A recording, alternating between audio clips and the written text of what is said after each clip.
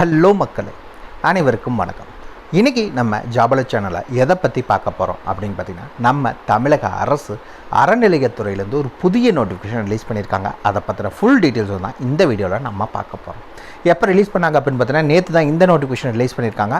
குவாலிஃபிகேஷன்ஸை பொறுத்த வரைக்கும் மினிமம் நீங்கள் 5th டிப்ளமோ கிராஜுவேட் வரைக்கும் படிச்சிருக்கவங்க இந்த வேலை வாய்ப்புக்கு அப்ளை பண்ணுறதுக்கு எலிஜிபிள். வயது வரம்பை பொறுத்த வரைக்கும் நீங்கள் எந்த கேட்டகரியாக இருந்தாலும் சரி, அதாவது பார்த்தீங்கன்னா ஓசி கேட்டகரியாக இருந்தாலும் சரி, ஓபிசி கேட்டகரியாக இருந்தாலும் சரி, எஸ்சி எஸ்டி கேட்டகரியாக இருந்தாலும் சரி, 18லேருந்து 45 தான். எல்லாத்துக்கும் ஒரே ஏஜ் லிமிட் மட்டும்தான், வேறு எந்த ஒரு இதுவும் கிடையாது அதில். அதே மாதிரி இது முழுக்க நிரந்தர அரசு வேலை வாய்ப்பு கீழே தான் ஆட்களை தேர்ந்தெடுக்கிறாங்க. பர்மனன்ட் கவர்மெண்ட் ஜாப் தான், டெம்பரவரி பேசிஸ் கிடையாது. சேலரி பொறுத்த வரைக்கும் உங்களுக்கு அதிகபட்சமாக 1,13,500 வரைக்கும் மாத சம்பளம் வழங்குறதாகவும் அறிவிச்சிருக்காங்க. இந்த வேலை வாய்ப்புக்கு நீங்கள் விண்ணப்பிக்க வேண்டிய கடைசி தேதி என்ன அப்படின்னு பார்த்தீங்கன்னா, 14 பிப்ரவரி 2024 தான் இந்த வேலை வாய்ப்புக்கு நீங்கள் அப்ளை பண்ணுறதுக்கு லாஸ்ட் டேட். அதுக்கு மேலே வர எந்த அப்ளிகேஷன் ஃபார்மையும் அக்செப்ட் பண்ண மாட்டாங்க, ரிஜெக்டாக பண்ணுவாங்க. ஸோ அதுக்கு முன்னாடி எவ்வளோ சீக்கிரம் அப்ளை பண்ண முடியுமோ அப்ளை பண்ணிக்கோங்க. போட்டி ரொம்ப கம்மியாக தான் இருக்கும். ஸோ அப்ளை பண்ணிங்கன்னா உங்களுக்கான வேலை வாய்ப்பு கிடைக்கிறது ரொம்பவே ஈஸியாக. அப்ளை பண்ணுங்கள், மிஸ் பண்ணிடாதீங்க. இதுக்கு யாரெல்லாம் விண்ணப்பிக்கலாம், எப்படி விண்ணப்பிக்கலான்னு போன்ற முழு தகவலை தெரிஞ்சுக்கிறதுக்கு முன்னாடி இன்னும் நம்ம ஜாபல சேனலை சப்ஸ்கிரைப் பண்ணாதவங்க மறக்காமல் சப்ஸ்கிரைப் பண்ணுங்கள். இந்த வீடியோவுக்கு மறக்காமல் ஒரு லைக் கொடுங்க.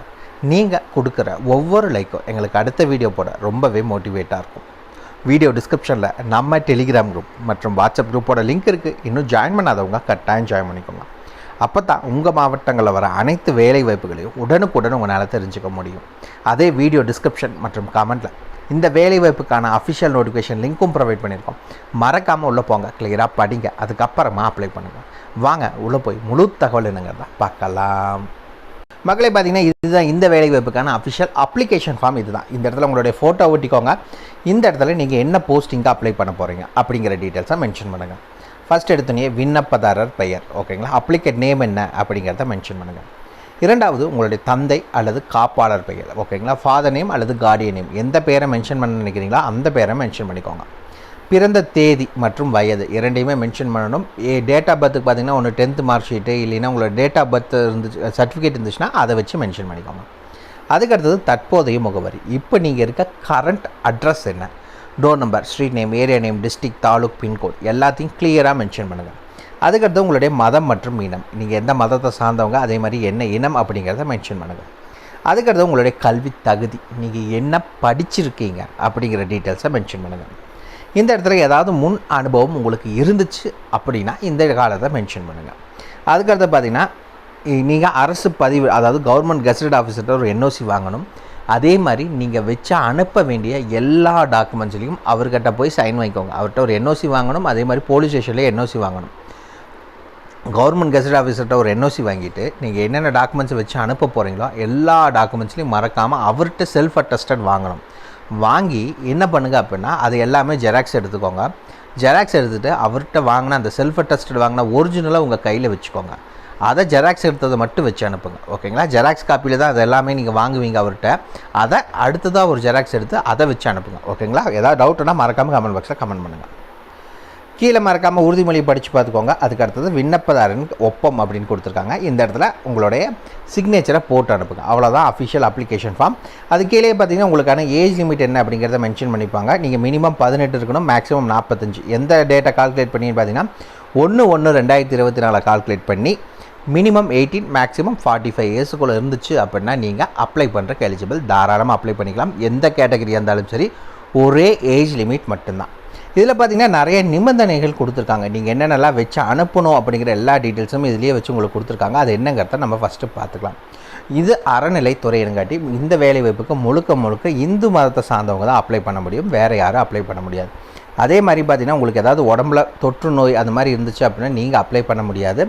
நீதிமன்றத்தில் ஏதாவது தண்டனை அடைந்தவர்கள் யாராவது அப்ளை பண்ணுறீங்க அந்த மாதிரி ஏதாவது இருந்துச்சுன்னா நீங்கள் அப்ளை பண்ண முடியாது. அதே மாதிரி பார்த்திங்கன்னா நன்னடத்தை உடையவராக இருக்க வேண்டும் அப்படின்னு சொல்லியிருக்காங்க. இன்னொன்று, இதற்கு அரசுதல் பதிவு பெற்ற அரசு உயர் அதிகாரியிடமிருந்து பெறப்பட்ட நன்னடத்தை சான்று. ஆல்ரெடி சொன்னோம், ஒரு கவர்மெண்ட் கெசட்டட் ஆஃபீஸர்கிட்ட NOC வாங்கணும், அதை வைக்க சொல்லியிருக்காங்க. இந்த வேலை வாய்ப்புக்கு நீங்கள் அப்ளை பண்ணுறதுக்கான லாஸ்ட் டேட் 5வது பாயிண்ட் என்ன சொல்லியிருக்காங்கன்னா, 14/2/2024 சாயந்தரம் 5:45 மணிக்குள்ளே நீங்கள் அப்ளை பண்ணணும். அதுக்கு மேலே வர்றது எதுவுமே அக்செப்ட் பண்ண மாட்டாங்க. அதே மாதிரி நீங்கள் வச்சு அனுப்புகிற எல்லா அந்த போஸ்டல் கவர் மேலே மறக்காமல் என்ன பண்ணணும் அப்படின்னு சொல்லியிருக்காங்கன்னு பார்த்தீங்கன்னா பதவியின் பெயரை குறிப்பிட வேண்டும் சொல்லியிருக்காங்க. ஓகேங்களா, நீங்கள் என்ன போஸ்டிங்க்கு அப்ளை பண்ண போகிறீங்க அப்படிங்கிற டீட்டெயில்ஸை மேலே மென்ஷன் பண்ணி அனுப்பிச்சிக்கோங்க. அதே மாதிரி ஷார்ட் லிஸ்டான கேண்டிடேட்ஸ்க்கு மட்டும்தான் நீங்கள் நேர்முக தேர்வுக்கு எப்போ வரணும் என்னங்கிற எல்லா டீட்டெயில்ஸ் சொல்லுவாங்க. எல்லா கேண்டிடேட்ஸுக்கும் சொல்ல மாட்டாங்க, ஷார்ட் லிஸ்டான கேண்டிடேட்ஸுக்கு மட்டும்தான் சொல்லுவாங்கன்னு சொல்லியிருக்காங்க.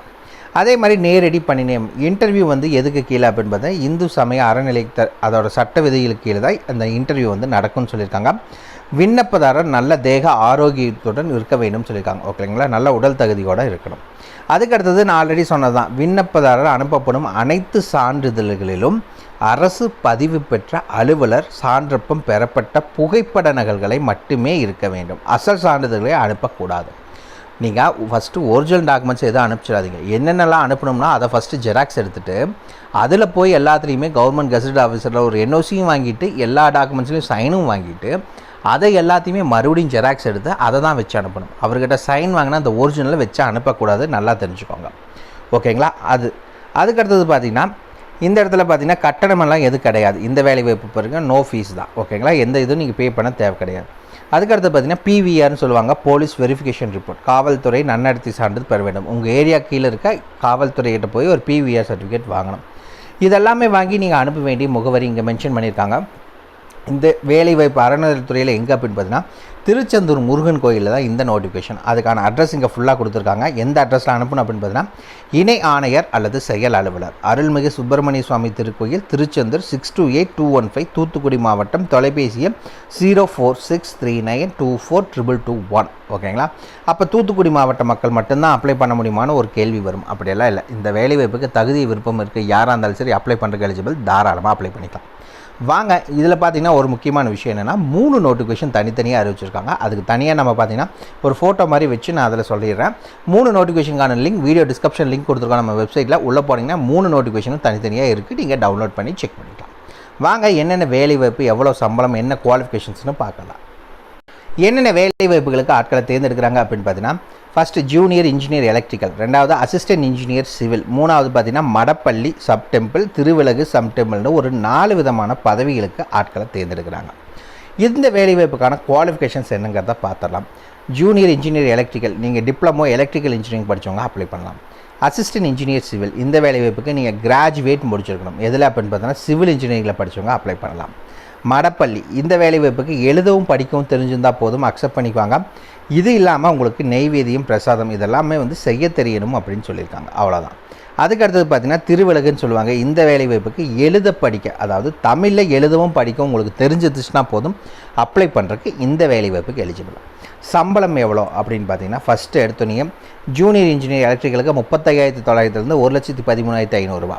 அசிஸ்டன்ட் இன்ஜினியர் சிவில் 36,700 1,16,200 மடப்பள்ளியிலே 2 கேட்டகரி வச்சுருக்காங்க. ஒன்று பார்த்தீங்கன்னா பெர்மனன்ட் கவர்மெண்ட் ஜாபும், இன்னொன்று பார்த்தீங்கன்னா இது உங்களுக்கு கன்சாலிடேட் பேன்னு தான் சொல்லியிருக்காங்க. இது ரெண்டும் கீழே.